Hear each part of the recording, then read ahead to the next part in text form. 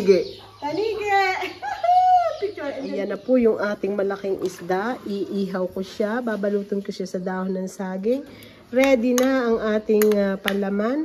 Ito po is hilaw na mangga, kamyas, sibuyas, bawang, and then luya. Tapos nilagyan ko po ng asin. Ito na po, oh.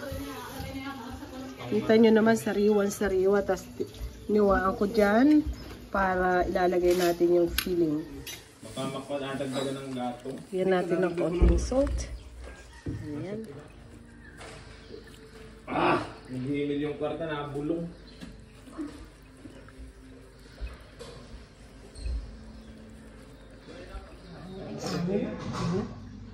Wala kang mas malaki.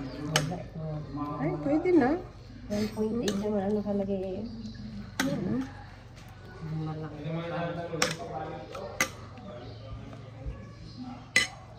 Ito na po ang ginagawa ko is babalutin ko siya dito and then babalutin ko po ng foil para fresh na fresh yung laman niya at saka hindi po siya ma-dry. O, ito na po, oh. Ang ginawa ko, tinatalian ko nitong ng saging din. Tingnan nyo naman kung gaano kalaki. Ayan, no? O, tapos ako, ready! Iihaw na! Okay. Hindi ko maisipan ay sa laki ay ano naman ang huhuli ng ganito kalaki. Hindi na maisipan.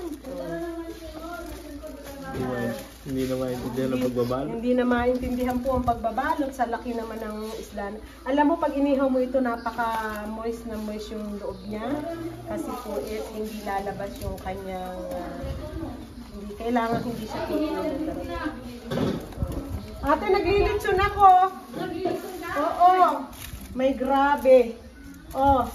Yuhuu! Ito na ang litsyon. Ready na ang litsyon. Ito na po yung aking fish. Ayan, tinan nyo. Paper plate.